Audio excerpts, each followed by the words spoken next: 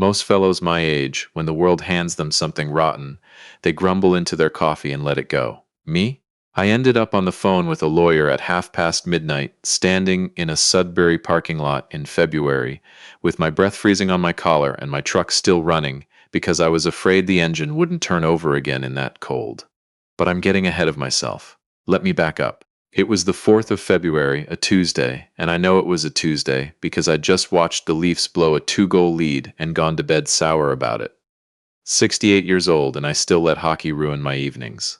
I'd nodded off in my chair around 11 with the TV mumbling and the wood stove ticking down, and I'd have stayed there till morning the way I usually do, except the phone went off on the side table and rattled itself half onto the floor. I fished for my glasses. The screen said Mrs. Quesnel. Now, you have to understand. Mrs. Quesnel is 83 years old and lives 2 doors down from my son's place over on Bertrand Avenue. She brings me preserves at Christmas, and she has never once in the 11 years I've known her called me past supper time. The woman is in bed by 9 with the radio on. So when her name lit up that screen at 20 to midnight, I felt something go cold in my gut that had nothing to do with the weather. I answered before the second ring finished. Yes? Hello? It's Iris. Her voice was thin and careful, the way you talk in a hospital corridor when you don't want the people behind the door to hear you. I'm sorry to be calling so late. I went back and forth on it. I did, but I couldn't sleep, and I thought, well, he'd want to know. You'd want to know. I was already sitting up. Iris, what is it? What's wrong? She took a breath. It's the little one, Penny. I've been hearing her through the wall the last 2 nights. Crying, I thought, or talking to herself, I couldn't tell. So this afternoon I knocked, and she opened the door herself, dear, by herself. Still in her pajamas at 4 in the afternoon, hair all in a knot, and there's a bowl of dry cereal on the Chesterfield and the television going, and not another soul in that house. I stood up so fast my knee popped. Where are her parents? That's just it, I asked her. She said her mum and dad and Mason flew off somewhere on Saturday. 2 days ago, going on 3 now. I asked her if anybody'd been checking on her, and she said a lady from the building had brought her a sandwich the once, but she didn't catch her name. Iris's voice cracked a little. And then she asked me something. She asked, real quiet, does my grandpa know I'm here? That was the first thing out of her. Does my grandpa know? I don't remember crossing the room. I remember I had my coat half on and one boot in my hand and Iris still talking in my ear. Iris, listen to me. Stay on the porch with her if you can. I'm coming. I'm in Val Caron. It's 20 minutes. Less if the OPP aren't out. Don't let her be alone. She's right here with me, dear. I've got her wrapped in a blanket on my settee. She wouldn't take her shoes off. She's got a little bag packed already, like she's been ready and waiting. That last part went into me like a fishhook. A little bag packed, ready and waiting, an 8-year-old sitting in the dark with her shoes on hoping somebody would come. I called Penny myself before I even got the truck warm. It rang once, just the once, and then her voice, small and even smaller because the line was bad. Grandpa? Lord help me. That voice. 8 years old and already sounding like she'd learned not to want things too hard in case they didn't show up. Hey, sweetheart, it's me. You doing okay over at Mrs. Quesnel's? I think so. A pause. I think so. She said it twice the way grown people do when the true answer is no, but they don't want to be a bother. I had to grip the wheel to keep my voice steady. You eat anything today, Pen? I had cereal this morning, and Mrs. Quesnel made me toast just now. There was a sandwich a lady gave me, but I saved half of it for the next day because I didn't know when. She stopped herself. Cut it right off, because I didn't know. She'd rationed a sandwich, cut it in half, and saved the half, because she did not know when the next food was coming, and she was 8 years old, and she did not want to run out. I had to pull over for a second at the lights by the Husky station, because my eyes went and I couldn't see the road. Penny, you listen to your grandpa now. I'm coming to get you, and you are not spending one more night by yourself, you hear me? Quiet. Then, so faint I nearly missed it under the heater fan, Grandpa, did I do something bad? Because Mason got to go on the trip. I asked Mum if I could come too, and she said the trip was too dear and there wasn't room. My birthday was in January and they gave me mittens. I keep trying to think what I did wrong, but I can't remember it. I sat at that red light with the snow coming down sideways and I made up my mind. Not in a hot, angry way. I've been angry plenty in my life, and I know the difference. This was the other thing. This was the cold, settled kind of decision a man makes once or twice and then lives by for the rest of his days. Penny, listen close. You did not do one single thing wrong. Not one. You hear me? Now you go get your rabbit and your warmest coat, and your grandpa will be there in 15 minutes. Let me tell you about Penny so you understand. My son, Aaron, and his wife, Brooke, adopted her when she was 4. And here's the part the neighbors never knew, the part I only pieced together later. Because at the time, I was just grateful, just happy as a clam to have a grandbaby. Brooke couldn't have a second child after Mason. There were complications, a hard pregnancy, and the doctors said no more. And Brooke, she had this picture in her head of the family she was supposed to have. 2 kids, a boy and a girl, the matched set. So they went through the agency, and they brought home Penny, this serious little 4-year-old, with eyes too big for her face, who'd been in 2 foster homes already. And I truly believe this, though it took me a long time to say it out loud. I think Brooke adopted a daughter the way some people buy a sofa to fill a corner, to complete the room, not for the child herself, for the shape of the thing. And when Penny turned out to be a real child, with real needs, who needed soothing and patience, and didn't slot neatly into the photograph Brooke had in her mind, something in Brooke just quietly closed up. A door shutting so slow you don't hear the latch. Aaron went along with it. That's the part that still keeps me up some nights. My boy. The kid I took out to the Junction A games when he was little, taught to back a trailer, walked down the aisle with a smile on me you'd think it was my own wedding. Aaron didn't have a cruel bone in him as a child, but somewhere along the line he decided the easiest road was the one where he didn't make Brooke unhappy, and that road went straight over the top of a little girl. I picked Penny up from Mrs. Quesnel's porch a little before 1 in the morning. The 2 of them were sitting under the porch light, Iris with her arm around her, and Penny with her little rolling bag and her stuffed rabbit jammed up under her chin. The minute my headlights swung in, Penny was up off that bench and across the snow before I'd even shut the door, and she hit me around the legs and just held on. Didn't say a word. 50-some pounds of her, shaking, and not from the cold. I picked her up, tucked her face into my shoulder, looked over the top of her head at Iris, who had her glove pressed to her mouth, trying to hold herself together for the kid's sake. I phoned his cell, Iris whispered. Yesterday morning, no answer.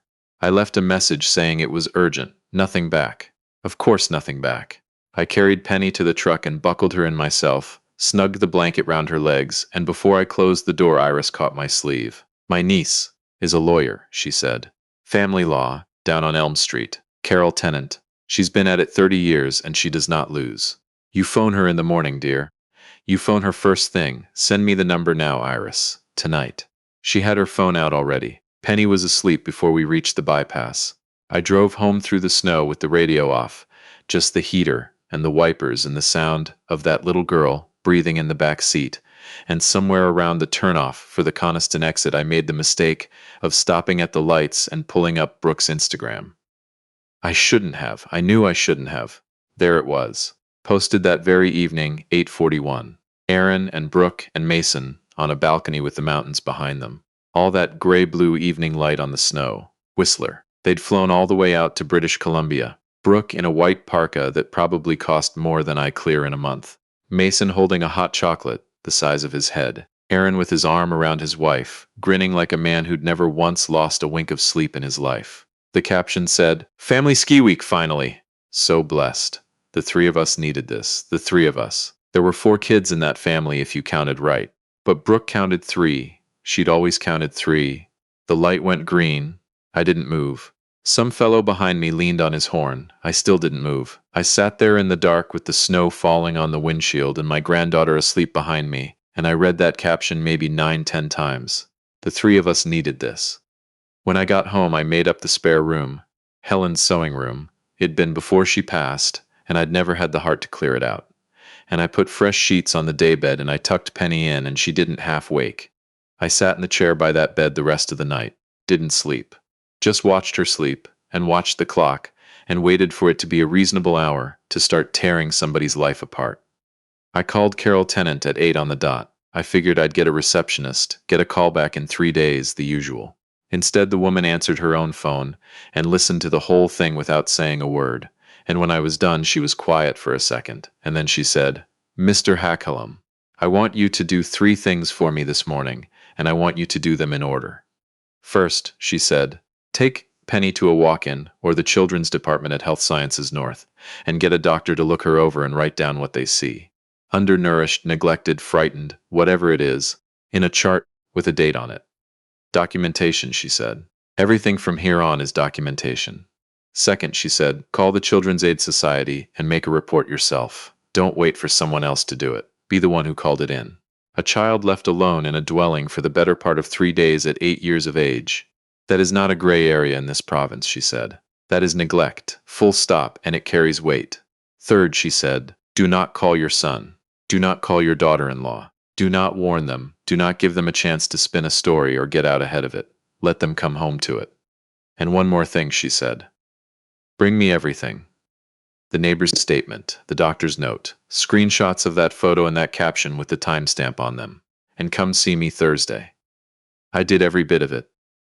The doctor at Health Sciences North was a young woman, couldn't have been 30, and she was gentle as anything with Penny, but I saw her face change when she weighed her and when Penny flinched away from a stranger's hand near her hair. She wrote 2 full pages. She used the word neglect, and she used the word concerning, and she put the date and the time at the top. The chaos worker came out to my place that same afternoon, sat at my kitchen table, and talked to Penny soft and easy, drew pictures with her, and Penny, God love her. Penny didn't even know to lie. She just told it plain. Mum and Dad and Mason went on the airplane. No, nobody stayed with me. Yes, I was scared at night. I kept the doors locked like Grandpa told me on the phone. Saved half my sandwich. The worker's pen stopped on the page when Penny said that part. I watched it stop. When Penny went to watch cartoons, the worker looked at me across the table and she said, Mr. Hallam, I'm not allowed to tell you a lot.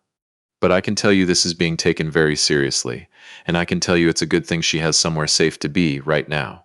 She paused. Is this the kind of thing you'd be willing to continue? Having her here? There is nothing on this earth, I said, that I am more willing to do. She wrote that down too. Thursday, I sat in Carol Tennant's office on Elm Street with a folder on my knee, and Carol, a sharp, plain-spoken woman about my age with reading glasses on a chain, went through every page of it twice and then took her glasses off and looked at me. Here's where you are, she said. Your son and his wife have, on paper, committed child neglect. The CAS file is open. The medical note exists. The neighbor will give a statement, and she's 83 and a churchgoer, which is to say a jury would believe every word she says. You are in an extraordinarily strong position to seek custody, or at the very least guardianship and enforceable access. But she held up a finger. Strong positions get squandered every day by people who lead with their temper. So I'm going to ask you something, and I want the honest answer. What is it you actually want out of this? I thought about it. I'd been thinking about it for 2 days, truth be told, in that chair beside the daybed. I want her safe, I said. I want it so she can never again be left in an empty house wondering if she did something wrong. I don't want to drag my son's name through the mud out of spite. He's still my boy, much as it sickens me right now. But I want them to understand down in the bone that what they did has a cost. And I want that cost to land in a way they can't talk their way out of, can't charm their way out of, can't buy their way out of. Carol Tennant smiled a little, the way a carpenter smiles when you hand him the right piece of wood. Then, let me tell you what we're going to do, she said. While my son and his wife were out in Whistler teaching Mason to snowplow down a bunny hill, I spent that week doing the quietest, most thorough demolition of my life, and not one nail of it was loud. Carol and I rewrote my will. Now, I'm not a rich man, but I'm not a poor one either. I worked the smelter operations up here 34 years, and I've got the pension, and Helen and I never had expensive habits, so the RRSPs are healthy, and the house in Valcaron's paid clean off, and there's the camp up on the French River that my own father built with his hands in 1961, and that's been in the Hallam name ever since. For years, all of that was set to split between Aaron and his sister Diane when I'm gone, even Stephen. That was the old will. The old will burned, so to speak, that Thursday afternoon. The new one put a piece for Diane, who's a good egg and has never given me a moment's grief. And then the rest, the house, the investments, the camp, the lot of it, went into an irrevocable trust. Irrevocable. That's the word Carol kept landing on, and the more she said it, the more I liked it. It means it can't be undone. Not by me in a weak moment, not by Aaron with a lawyer, not by Brooke with all the charm she's got. A trust locked, set up for one person, and one person only. Penny. Released to her in full on her 25th birthday, with a registered education savings plan funded out the gate so the girl can go to school anywhere she pleases, and an independent trustee at the firm watching over the whole thing, so nobody in my family can lay a finger on a dime of it. Aaron and Brooke were going to inherit nothing from me. Nothing. The camp my father built, that Aaron learned to swim off the dock of, that he'd assumed his whole life would be his. Gone to the daughter they'd left behind to ration a sandwich in the dark. We got it notarized on the Wednesday, while Penny sat in Carol's waiting room coloring a picture of a moose and negotiating with the receptionist over whether she could have a second juice box. She got the second juice box. She's got my knack for negotiating that one. They flew home the following Saturday. Aaron called me Saturday night. I let it ring out. He called again Sunday morning, and this time I answered, and I'll never forget the sound of his voice. Light, easy, faintly annoyed, like a man who'd come home to find the mail piled up. Dad, hey, listen, do you know where Penny's at? We got back and she wasn't. The woman who was supposed to be staying with her must have taken off. There's some mix-up. Brooks worried sick. I let him run on a while. Then I said, there was no woman, Aaron. Silence. There was no babysitter. There was no mix-up. There was an 8-year-old girl alone in that apartment for the better part of 3 days while you three were out in the Rockies. She's with me. She's safe. She's eating. And before you say one more word, son, I want you to know that Children's Aid has an open file, and the file has your name on it, and your wife's. And I want you to know I'm the one who called it in. I heard him breathing. I heard, way off behind him, Brooks' voice asking who it was.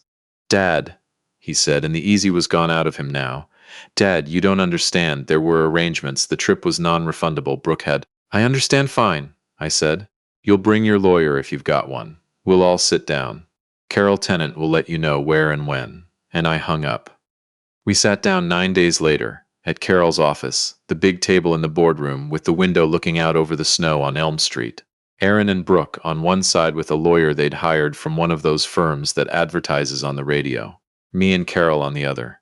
Penny was with Diane that afternoon, baking, well out of it, which is exactly where I wanted her. Brooke came in with her chin up. I'll give her that. She walked in with her armor buckled on tight, sleek and composed, ready to be the wronged party, ready to explain how it was all a misunderstanding, a scheduling error, how the woman they'd hired had let them down. She had a whole story, and you could see her holding it ready behind her teeth. I let her get partway into it. I let her say the word misunderstanding twice, and then Carol slid the first folder across the medical note, dated. 2 pages. Brooks' lawyer read it, and his face did a thing. Then the second folder, Mrs. Iris Quaisnell's signed statement, with the dates and times she'd heard a child crying through the wall, and the part where Penny opened the door herself in her pajamas at 4 in the afternoon. Then the screenshots. The photo on the balcony. The caption. The 3 of us needed this. Time-stamped Saturday evening, 8:41, which, Carol pointed out, very pleasant, very even, was right around the time the neighbors first noticed the child had been alone for over 24 hours. The boardroom got real quiet. Brooke had stopped talking. Aaron was looking at his hands. And then I opened the last folder myself, and I slid it across, and I said the only thing I'd really come there to say. You knew, Aaron, I said, quiet. I didn't raise my voice the whole meeting, and I didn't start now. That's the part I couldn't get past. Not that Brooke had her blind spot.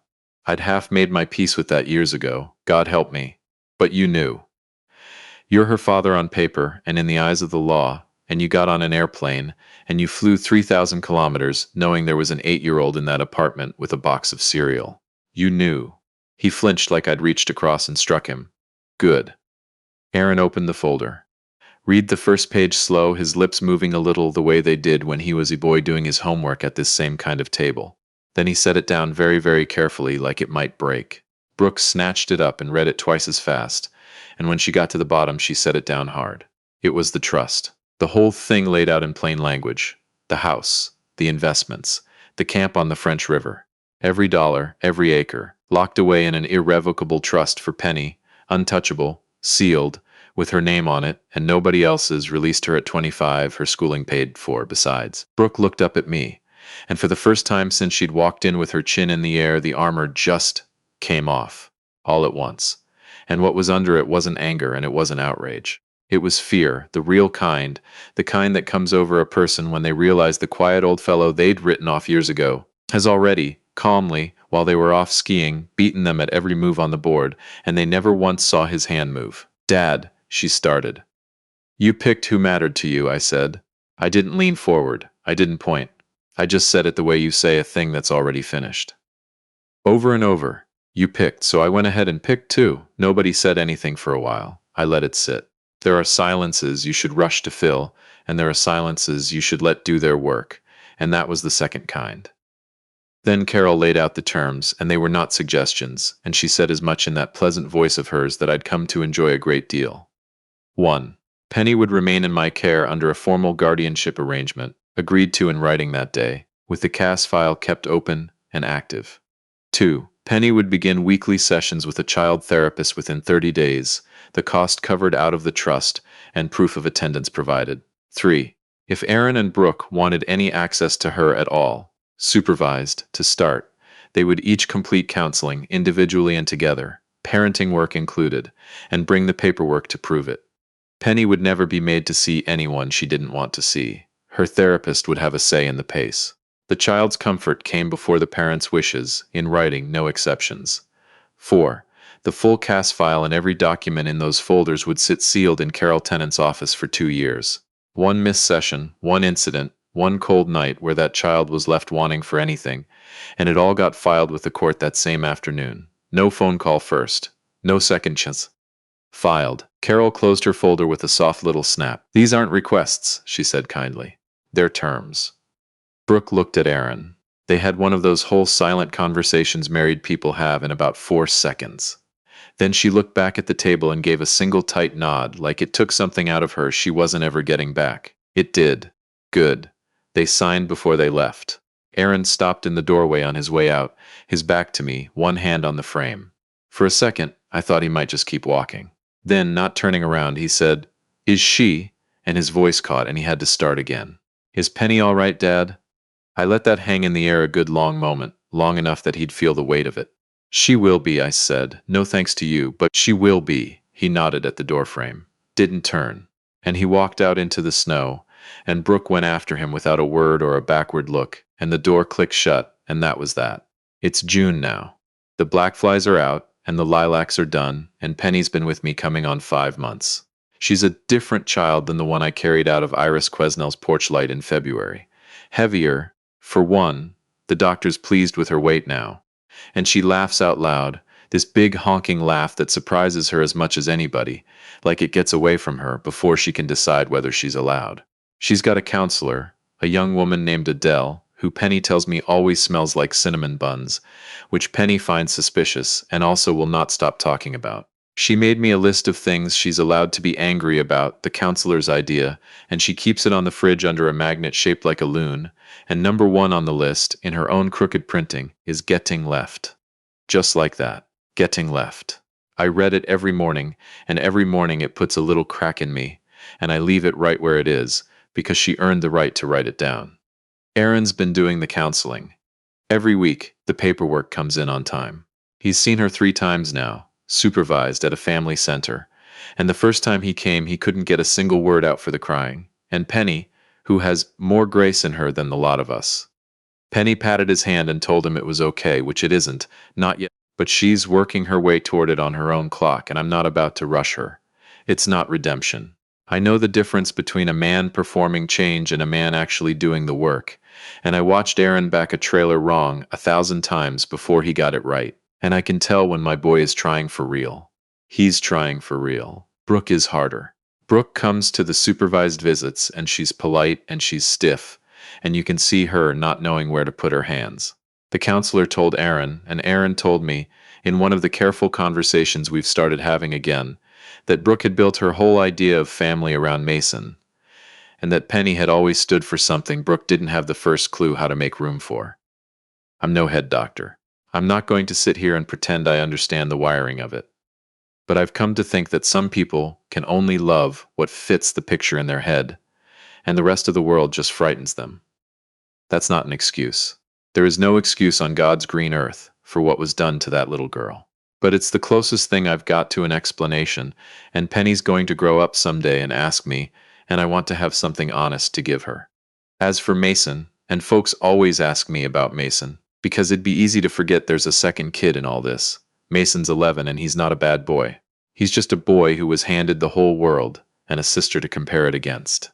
He's come to 2 of the visits now, on his own steam, And the last time he brought Penny a friendship bracelet he'd made himself out of embroidery thread, the green and the yellow, her favorite colors, and he didn't make any speeches about it, he just sort of shoved it across the table and went red in the ears. Penny wears it every day. The boy's got a chance, I think, if the grown-ups around him ever get out of his way. People hear this story, and they want me to be triumphant about it. They want me to crow. And I understand the urge, I do. But I'll tell you the truth of how it sits with me 6 months on. They spent $25,000 to fly across the country and feel like a complete family of three. And to do it, they left a little girl alone in the dark, to wonder what she'd done to deserve it. And me, I spent a good deal more than that, on a will and a trust and a lawyer and a camp my own father built with his hands. I spent all of it, and I'd spend it again twice over without blinking, to make certain that for the rest of her life, that little girl never has to wonder again whether somebody sees her. Because somebody does. I do. And that I figure is the whole of it.